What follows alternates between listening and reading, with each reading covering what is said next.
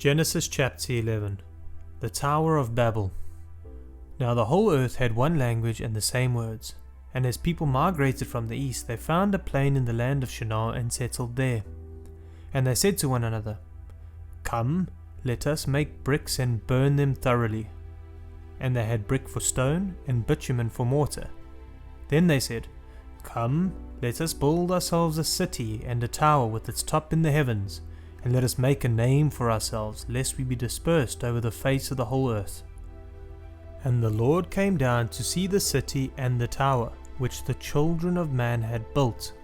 And the Lord said, "Behold, they are one people, and they have all one language, and this is only the beginning of what they will do. And nothing that they propose to do will now be impossible for them. Come, let us go down and there confuse their language, so that they may not understand one another's speech." So the Lord dispersed them from there over the face of all the earth, and they left off building the city. Therefore its name was called Babel, because there the Lord confused the language of all the earth. And from there the Lord dispersed them over the face of all the earth. Shem's descendants. These are the generations of Shem. When Shem was 100 years old, he fathered Arpachshad 2 years after the flood.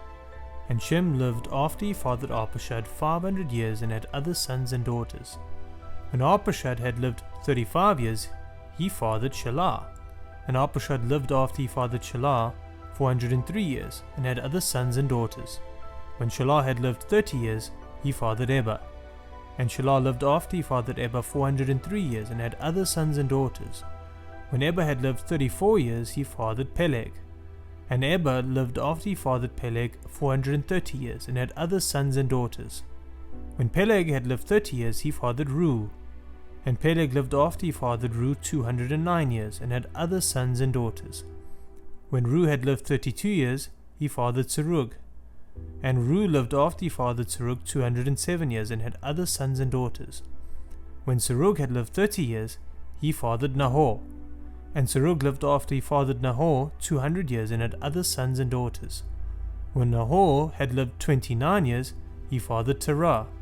And Nahor lived after he fathered Terah 119 years and had other sons and daughters.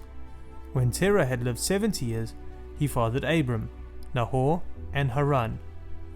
Terah's descendants. Now these are the generations of Terah.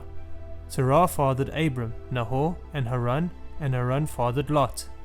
Haran died in the presence of his father Terah in the land of his kindred, in Ur of the Chaldeans. And Abram and Nahor took wives. The name of Abram's wife was Sarai, and the name of Nahor's wife Milcah, the daughter of Haran, the father of Milcah and Iscah. Now Sarai was barren, she had no child. Terah took Abram his son, and Lot the son of Haran his grandson, and Sarai his daughter-in-law, his son Abram's wife, and they went forth together from Ur of the Chaldeans to go into the land of Canaan. But when they came to Haran, they settled there. The days of Terah were 205 years, and Terah died in Haran.